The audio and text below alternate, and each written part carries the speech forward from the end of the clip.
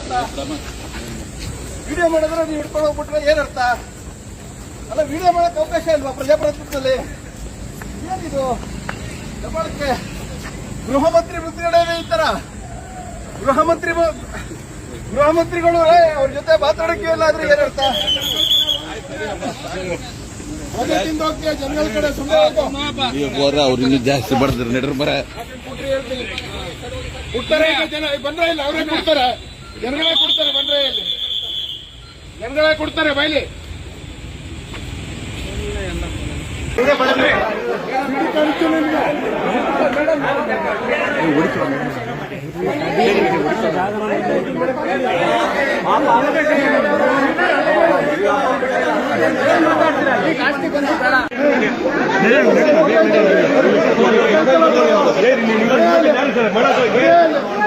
ಯಾರು ಮಾಡಲ್ಲ, ಇವರೇ ಮಾಡಿದ್ರೆ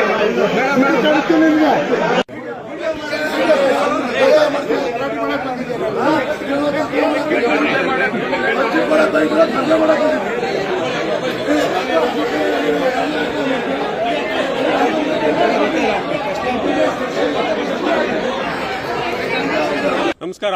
ನಾನು ಮಲ್ಲಿಕಾರ್ಜುನ್ ಭಟ್ರಳ್ಳಿ, ಕರ್ನಾಟಕ ರಾಷ್ಟ್ರ ಸಮಿತಿ ಪಕ್ಷದ ರಾಜ್ಯ ಕಾರ್ಯದರ್ಶಿ. ನನ್ನೊಂದಿಗೆ ನಮ್ಮ ಉಪಾಧ್ಯಕ್ಷರಾದಂಥ ಜ್ಞಾನಸಿಂಧು ಸ್ವಾಮಿ ಮತ್ತು ಸೋಮ್ ಸುಂದರ್ ಅವರಿದ್ದರು. ಮತ್ತು KRS ಪಕ್ಷದ ಹಲವಾರು ಸೈನಿಕರು ಇವತ್ತಿನ ಜನಸ್ಪಂದನ ಸಭೆಗೆ ಅರ್ಜಿ ಕೊಡ್ಲಿಕ್ಕೆ ಬಂದಿದ್ದು. ಉಸ್ತುವಾರಿ ಸಚಿವರಾದಂಥ ಜಿ ಪರಮೇಶ್ವರ್ ಅವ್ರನ್ನ ಭೇಟಿ ಮಾಡಲೇಬೇಕು, ಖುದ್ದಾಗಿ ಭೇಟಿ ಮಾಡಿ ಈ ಜಿಲ್ಲೆಯ ಸಮಸ್ಯೆಗಳನ್ನು, ಅಹವಾಲುಗಳನ್ನು ಹೇಳಬೇಕು ಅಂತ ಬಂದಿದ್ವಿ. ಅದರಲ್ಲಿ ಬಹಳ ಮುಖ್ಯವಾದಂಥದ್ದು ಅಂದರೆ ತುಮಕೂರು ಜಿಲ್ಲೆಯ SP ಮತ್ತು DC ಅವ್ರನ್ನ ಮೊದಲು ಈ ಜಿಲ್ಲೆಯಿಂದ ವರ್ಗಾವಣೆ ಮಾಡಿ ಅಂತ ಅಧಿಕೃತವಾಗಿ ನಾವು ಪತ್ರವನ್ನು ಕೊಡೋದಕ್ಕೆ ಅಂತಲೇ ಬಂದಿದ್ದು. ಹಲವಾರು ರೀತಿಯ ನ್ಯೂನತೆಗಳಿದೆ. ತುಮಕೂರು ಜಿಲ್ಲಾಧಿಕಾರಿ ಮೇಲೇನೆ ಚಾರ್ಜ್ ಶೀಟ್ ಇದೆ ಈಗ, ಅಂದರೆ ಆರೋಪಗಳಿದ್ದಾವೆ. ತುಮಕೂರು ಜಿಲ್ಲಾಧಿಕಾರಿಗಳು ತಮ್ಮ ಡಿಜಿಟಲ್ ಸಹಿಯನ್ನೇ ದುರ್ಬಳಕೆ ಮಾಡಿಕೊಂಡು ಸರ್ಕಾರಿ ಭೂಮಿಯನ್ನು ಪರಭಾರೆ ಮಾಡಿರ್ತಕ್ಕಂಥ ನೌಕರನ ವಿರುದ್ಧ ಇವತ್ತಿನ ತನಕ ಅವರು FIR ಮಾಡಿಸಿಲ್ಲ, ಕ್ರಮ ತಗೊಂಡಿಲ್ಲ. ಅಂದರೆ ಅವರು ನೇರವಾಗಿ ಹೊಣೆಗಾರರಿದ್ರಲ್ಲಿ. ಇದಕ್ಕೆ ಪ್ರಶ್ನೆ ಮಾಡಕ್ ಹೋದಂತ KRS ಪಕ್ಷನ ಅವತ್ತೇನೆ ಅವರು ಪೊಲೀಸ್ ಇಲಾಖೆ ದುರ್ಬಳಕೆ ಮಾಡಿಕೊಂಡು ಕಚೇರಿ ಇಡೀ ರಾಜ್ಯದ ವಿಧಾನಸೌಧಕ್ಕೂ ಇರಲಿಲ್ಲ ಅಂತ ಸರ್ಪಗಾವಲಿಟ್ಕೊಂಡು ತುಮಕೂರು ಜಿಲ್ಲಾಧಿಕಾರಿಗಳು ವರ್ತನೆ ಮಾಡಿದ್ರು. ಅದ್ರ ಬಗ್ಗೆ ಒಂದು ಮೊದಲನೇ ಆರೋಪ ಇದೆ. ಅವ್ರದ್ದು ಸರ್ಕಾರಿ ವಾಹನವನ್ನು ದುರ್ಬಳಕೆ ಮಾಡ್ಕೊಂಡಿದ್ದಾರೆ ಅಂತ ಅವರ ವಾಹನ ಚಾಲಕನೇ ಆಪಾದನೆ ಮಾಡಿದ್ದಾನೆ. ಮಾಧ್ಯಮಗಳಲ್ಲಿ ವರದಿಯಾಗಿದೆ. ಇಲ್ಲಿನ ತನಕ ಅವರು ಅದಕ್ಕೆ ಸಂಬಂಧಪಟ್ಟಂಗೆ ಸ್ಪಷ್ಟೀಕರಣ ಕೊಟ್ಟಿಲ್ಲ. ಒಂದು, ತುಮಕೂರು ಜಿಲ್ಲೆ ಒಳಗೆ ಸಂವಿಧಾನದ 19ನೇ ವಿಧಿಯ ಅನ್ವಯ ಪ್ರತಿಭಟನೆ ಮಾಡತಕ್ಕಂಥದ್ದು, ಗಾಂಧಿ ಮಾರ್ಗದಲ್ಲಿ ಪ್ರತಿಭಟನೆ ಮಾಡೋದು ಪ್ರಜಾಪ್ರಭುತ್ವದ ಹಕ್ಕು. ಅದನ್ನು ಹತ್ತಿಕ್ಕಿದ್ದಾರೆ. ಅವರೊಂದು ಆದೇಶ ಮಾಡಿದ್ದಾರೆ ಜಿಲ್ಲಾಧಿಕಾರಿಗಳು, ಯಾವುದೇ ಸಂಘ ಸಂಸ್ಥೆಗಳು ತುಮಕೂರು ಜಿಲ್ಲೆಯಲ್ಲಿ ಪ್ರತಿಭಟನೆ ಮಾಡಬೇಕಾದ್ರೆ ಸಂಬಂಧಪಟ್ಟಂತ ಇಲಾಖೆಯಿಂದ ಪರ್ಮಿಷನ್ ತಗೋಬೇಕು ಅಂತ ಹೇಳಿದ್ದಾರೆ. ಆದ್ರೆ ಅವರು ರಾಜಕೀಯ ಪಕ್ಷಗಳನ್ನು ಹೊರತುಪಡಿಸಿದ್ದಾರೆ ಅವರ ಆದೇಶದಲ್ಲಿ. ಕೇವಲ ಸಂಘ ಸಂಸ್ಥೆಗಳು ಮಾತ್ರ ಪ್ರತಿಭಟನೆ ಮಾಡ್ತಾವ, ರಾಜಕೀಯ ಪಕ್ಷಗಳು ಪ್ರತಿಭಟನೆ ಮಾಡೋದಿಲ್ವಾ? ಈ ರೀತಿಯ ತಾರತಮ್ಯವನ್ನ ಸಂವಿಧಾನದ 19ನೇ ವಿಧಿನಲ್ಲಿ ಅವ್ರಿಗೆ ಅನುಸರಿಸೋದಕ್ಕೆ ಅವಕಾಶ ಎಲ್ಲಿದೆ? ಪ್ರತಿಭಟನೆ ಮಾಡತಕ್ಕಂಥದ್ದು ಸಂವಿಧಾನ ಮೂಲಭೂತ ಹಕ್ಕು ಅಂತ ಆದೇಶವನ್ನೇ ಉಲ್ಲಂಘನೆ ಮಾಡಿದರೆ ಬಾಬಾ ಸಾಹೇಬ್ ಅಂಬೇಡ್ಕರ್ ಅವರ ವಿರೋಧಿ ಇವರು ತುಮಕೂರು ಜಿಲ್ಲಾಧಿಕಾರಿಗಳು. ಇನ್ನ ಮೂರನೇದು, ಇವರು ಪೂರ್ತಿ ಗಣಿಬಾಧಿತ ಕಾಮಗಾರಿಗಳು, ಏನು ತುಮಕೂರು ಜಿಲ್ಲೆನಲ್ಲಿ ಗಣಿಬಾಧಿತ ಕಾಮಗಾರಿಗಳು ನಡೀತಾ ಇದ್ದಾವೆ, ಆ ಗಣಿಬಾಧಿತ ಕಾಮಗಾರಿಗಳು ಸಂಪೂರ್ಣ ಅವೈಜ್ಞಾನಿಕವಾಗಿದ್ದಾವೆ, ಅಕ್ರಮವಾಗಿದ್ದಾವೆ, ಅದು ಮೂಲ DPR ನ ಉಲ್ಲಂಘಿಸಿದವೆ. ಇಡೀ ಜಿಲ್ಲೆನಲ್ಲಿ ಕಾಂಕ್ರೀಟ್ ತ್ಯಾಜ್ಯ ಉತ್ಪತ್ತಿ ಆಗ್ತಾ ಇದೆ. ಪರಿಸರ ಪುನರುಜ್ಜೀವನಕ್ಕೆ ಇರಬೇಕಾದಂತ ಹಣ ಇವತ್ತು ಕಾಂಕ್ರೀಟ್ ತ್ಯಾಜ್ಯವನ್ನು ಸೃಷ್ಟಿ ಮಾಡ್ತಾ ಇದೆ. ಅದನ್ನು ಚಿಕ್ಕನಾಯಕನಹಳ್ಳಿ ಸಭೆನಲ್ಲೇ ಲಿಖಿತವಾಗಿ GPS ಫೋಟೋ ಸಮೇತ ಅವರಿಗೆ ಮನವರಿಕೆ ಮಾಡಿಕೊಟ್ಟಿದ್ದೀವಿ. ಇಷ್ಟೆಲ್ಲ ಆದ್ರೂ ಸಹ ಕೇವಲ ಅವರು RDPR ಎಂಜಿನಿಯರಿಂಗ್ ಬರೀತಾರ್ರಿ. DC ಒಬ್ರು ಜಿಲ್ಲಾಧಿಕಾರಿ 2,000-3,200 ಕೋಟಿ ಅನುಷ್ಠಾನ ಆಗ್ತಾ ಇದೆ ಗಣಿಬಾಧಿತ ಪ್ರದೇಶ ದುಡ್ಡು.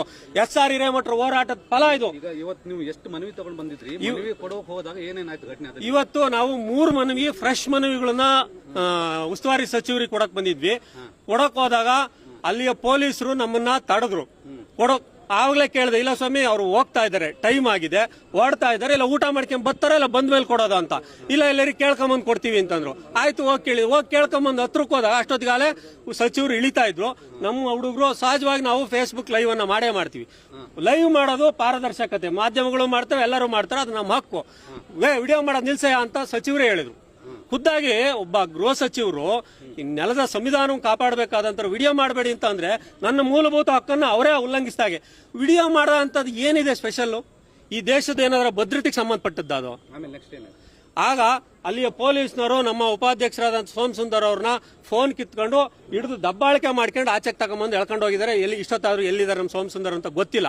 ಅಂದ್ರೆ ಸಚಿವರಿಗೆ ಮನವಿ ಕೊಡಕ್ ಹೋದ್ರು ವಿಡಿಯೋ ಮಾಡಂಗಿಲ್ಲ. ಅವ್ರಿಗೆ ಮನವಿ ಕೊಡಕ್ ಹೋದ್ರು ಕೊಡಪ್ಪ ಕೊಟ್ಟಿದ್ದು ಇಸ್ಕೊಂತೀನಿ ಅಂತಾರೆ. ನಾವು ಕೊಟ್ಟಂತ ಮನವಿಗಳಿಗೆ ಸ್ವೀಕೃತಿ ಇಲ್ಲ, ಏನಿಲ್ಲ. ಈಗ ಆಲ್ರೆಡಿ ಜಿಲ್ಲಾಧಿಕಾರಿಗೆ ತುಮಕೂರು ಮತ್ತೆ ಚಿಕ್ಕನಾಯಕನಹಳ್ಳಿ ತಿಪ್ಟೂರಲ್ಲಿ ಕೊಟ್ಟಂತ 6 ಅರ್ಜಿ ಕೊಟ್ಟಿದೀವಿ. 6ರಾಗ ಇನ್ನೂ 2ಕ್ಕೆ ಸ್ವೀಕೃತಿನೇ ಕೊಟ್ಟಿಲ್ಲ. ಇವರು ಆನ್ಲೈನ್ ಅಲ್ಲಿ IGPRS ಅಲ್ಲಿ ನೋಂದಣಿ ಮಾಡಿ ಕೊಡ್ತೀವಿ ಅಂತಾರೆ. ಅದರಲ್ಲಿ ಒಂದು ಸ್ಪಷ್ಟವಾದಂತದ್ದು ಜಿಲ್ಲಾಧಿಕಾರಿಗಳೇ ಉತ್ತರ ಕೊಡಬೇಕಾದದ್ದು.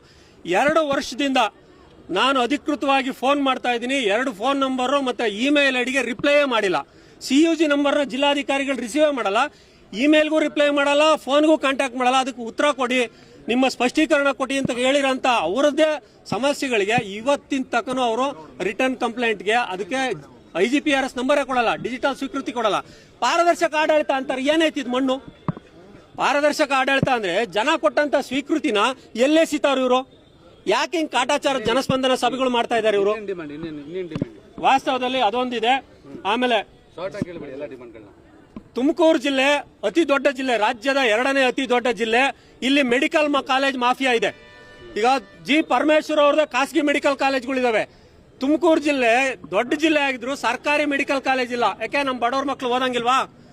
ತುಮಕೂರಿಗೆ ಒಂದು ಸರ್ಕಾರಿ ಮೆಡಿಕಲ್ ಕಾಲೇಜನ್ನ ಸ್ಥಾಪನೆ ಮಾಡಿಕೊಡಿ ಅಂತ ಮನವಿ ಕೊಡಕ್ ಬಂದ್ರೆ ಇಸ್ಕೊಂಡು ಹಂಗೆ ಹೋಗ್ತಾರೆ. ಯಾವುದಕ್ಕೂ ಉತ್ತರ ಇಲ್ಲ. ಸಂಯಮದಿಂದ ತಾಳ್ಮೆಯಿಂದ ಕೇಳೋಂತ ಪರಿಸ್ಥಿತಿನೇ ಇಲ್ಲ. ಇದು ಈ ರೀತಿ ಆದ್ರೆ ತುಂಬಾ ಕಷ್ಟ. ಆಮೇಲೆ ಗಣಿ ಬಾಧಿತ ಪ್ರದೇಶಕ್ಕೆ ಮೀಸಲಾದಂತ ಹಣ ಚಿಕ್ಕನಾಯಕನಹಳ್ಳಿ, ತಿಪ್ಟೂರು, ಗುಬ್ಬಿ 3 ತಾಲೂಕುಗಳಿಗೆ ಮೀಸಲಾದಂತ ಹಣ ಆಯಾ ತಾಲೂಕುಗಳಲ್ಲೇ ಅದು ಬಳಕೆ ಆಗ್ಬೇಕು. ಅದು ಸುಪ್ರೀಂ ಕೋರ್ಟ್ನ ಆಶಯ ಎನ್ನುವುದು ಆದೇಶದಲ್ಲೇ ಇದೆ, ಎಂಟ್ರಿ ಮಾಡ್ರಲ್ಲಿ. ಇವರು ತುಮಕೂರು ಜಿಲ್ಲೆ ಹೆಡ್ ಕ್ವಾರ್ಟರ್ ತಗೊಂಡು ಹಾಸ್ಪಿಟಲ್ ಕಟ್ತೀವಿ ಅಂತ ಬಜೆಟ್ ಅಲ್ಲಿ ಘೋಷಣೆ ಮಾಡ್ಕೊಂತಾರೆ. ಇದು ಸುಪ್ರೀಂ ಕೋರ್ಟ್ನ ಆದೇಶಕ್ಕೆ ವಿರುದ್ಧವಾದದ್ದು ಸ್ವಾಮಿ. ಸಂತ್ರಸ್ತರಾಗಿರೋದು ಚಿಕ್ಕನಾಯಕನಹಳ್ಳಿ ಜನ, ತಿಪ್ಟೂರು ಜನ, ಗುಬ್ಬಿ ಜನ. 70 ಕಿಲೋಮೀಟರ್ ಆಗುತ್ತೆ ತಿಪ್ಟೂರಿಂದ ಇಲ್ಲಿಗೆ ಇದಕ್ಕೆ ಬರಕ್ಕೆ. ನಮ್ಮ ದುಡ್ಡು ಹಾಳಾಗೋಗಿರೋದು ನಮ್ ಗುಡ್ಡ. ಇಲ್ಲಿ ಬಂದು ಇವ್ರು ಹಾಸ್ಪಿಟಲ್ ಕಟ್ತಾರೆ. ಇವ್ರು ಬಜೆಟ್ ಅಲ್ಲಿ ದುಡ್ಡಿಲ್ಲ ಅಂತಂದ್ರೆ ಗಣಿ ಬಾಧಿತ ದುಡ್ಡು ಹೆಂಗ್ ಬಳಸ್ತಾರೆ? ಇವ್ರಿಗೆ ಯಾರು ಅಧಿಕಾರ ಕೊಟ್ಟರು? ಹೌದು, ಇಲ್ಲ ಬಳ್ಳಾರಿದಲ್ಲ. ಚಿಕ್ಕನಾಯಕನಹಳ್ಳಿ ದುಡ್ಡನ್ನ ತಗೊಂಬಂದು 1200 ಕೋಟಿ ದುಡ್ಡನ್ನು ತಗೊಂಬಂದು ಇಲ್ಲಿ ವ್ಯಯ ಮಾಡ್ತಾ ಇದ್ದಾರೆ. ಆಗಿರ್ತಕ್ಕಂಥ ಆಕ್ಷನ್ ಪ್ಲಾನು ಸಹ ಅವೈಜ್ಞಾನಿಕ ಇದೆ. ರೀಪ್ರೋಗ್ರಾಮಿಂಗ್ ಮಾಡಿ ಬರೀ ಕಾಂಕ್ರೀಟ್ ಸುರಿಬೇಡಿ, ಹಾಳಾಗ್ತೈತೆ. ಕಾಂಕ್ರೀಟ್ ಮಾಡಿ ಆ 3 ತಿಂಗಳಿಗೆ ಈ ರೀತಿ ಎಲ್ಲವನ್ನು ಕೊಟ್ಟಿದೀವಿ. ಒಟ್ಟು ಸುಮಾರು 6 ಮನವಿಗಳಿದ್ದು, 6 ಫ್ರೆಶ್ ಆದಂತ 3 KPTCL ನ ಒಬ್ಬ ಸರ್ಕಾರಿ ಅಧಿಕಾರಿಗಳು KPTCL ನವರು ಜೆಸಿಪುರತ್ತವ ಇಡೀ ಕಾನೂನನ್ನ ಉಲ್ಲಂಘಿಸಿ ಯಾವುದೇ ನೋಟಿಫಿಕೇಶನ್ ಇಲ್ದಂಗೆ ಇವತ್ತು ರೈತರ ಭೂಮಿನ ವಶಪಡಿಸ್ಕೊಂಡು KPTCL ಕನ್ಸ್ಟ್ರಕ್ಷನ್ ಮಾಡಿದ್ದಾರೆ. ಈ ತರದವನ್ನೆಲ್ಲ ಕೇಳಂಗಿಲ್ವಾ? ಯಾರನ್ನ ಕೇಳ್ಬೇಕಂಗಾದ್ರೆ? ಈಗ ತುಮಕೂರು ಜಿಲ್ಲೆಗೆ DC ಮತ್ತೆ SP ಬಂದು 2 ವರ್ಷದ ಮೇಲಾಗಿದೆ. ಇವ್ರಿನ್ನೂ ಯಾಕೆ ಇಟ್ಕೊಂಡು ಕೂತ್ಕೊಂಡವ್ರೆ? ಇವರು ಬಹಳ ಚೆನ್ನಾಗಿ ದಸರಾ ಉತ್ಸವಗಳು, ಆರ್ಕೆಸ್ಟ್ರಾಗಳು, ಡ್ಯಾನ್ಸ್ಗಳು, ಸಾಂಸ್ಕೃತಿಕ ಕಾರ್ಯಕ್ರಮ ಮಾಡಕ ಜಿಲ್ಲಾಡಳಿತ ಇರೋದು. ಇವೆಲ್ಲವನ್ನು ಪ್ರಶ್ನೆ ಮಾಡೋದಲ್ವಾ ನಾವು? ಈಗ ಯಾವುದೇ ನೋಡಿ, ಜನಸ್ಪಂದನ ಅಂತ ಮಾಡ್ತಾರೆ.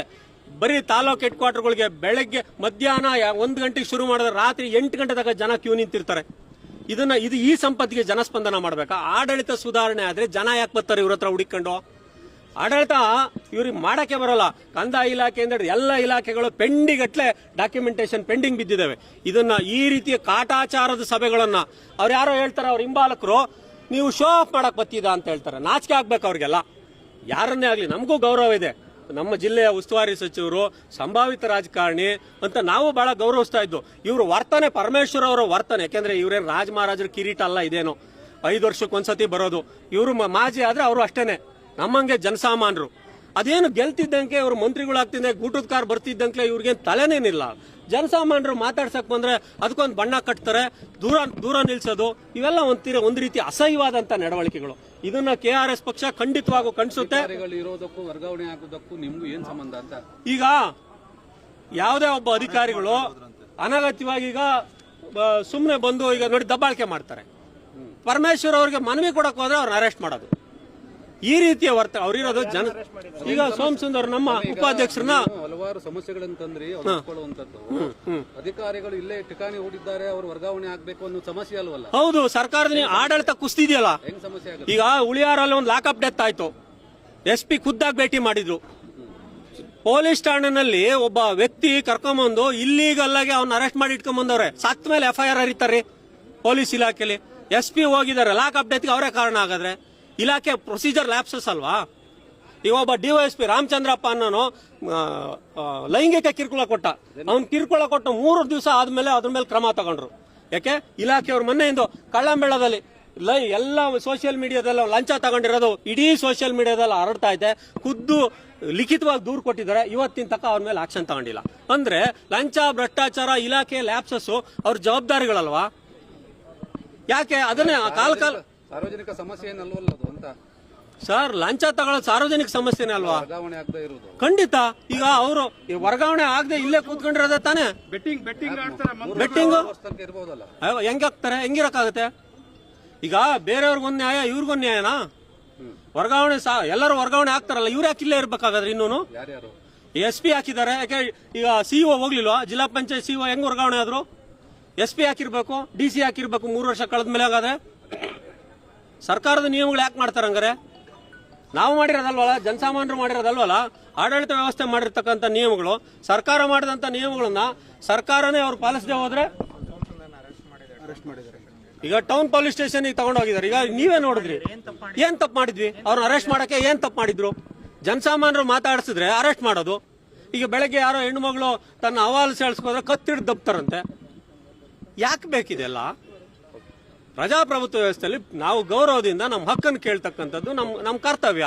ಇಲ್ಲೇನು ಗಲಾಟೆ ಮಾಡಲಿಲ್ಲ, ನ್ಯೂಸೆನ್ಸ್ ಕ್ರಿಯೇಟ್ ಮಾಡಲಿಲ್ಲ, ಏನೂ ಮಾಡ್ಲಿಲ್ವಲ್ಲ ನಾವು. ಮಲ್ಲಿಕಾರ್ಜುನಯ್ಯ, KRS ಪಕ್ಷ.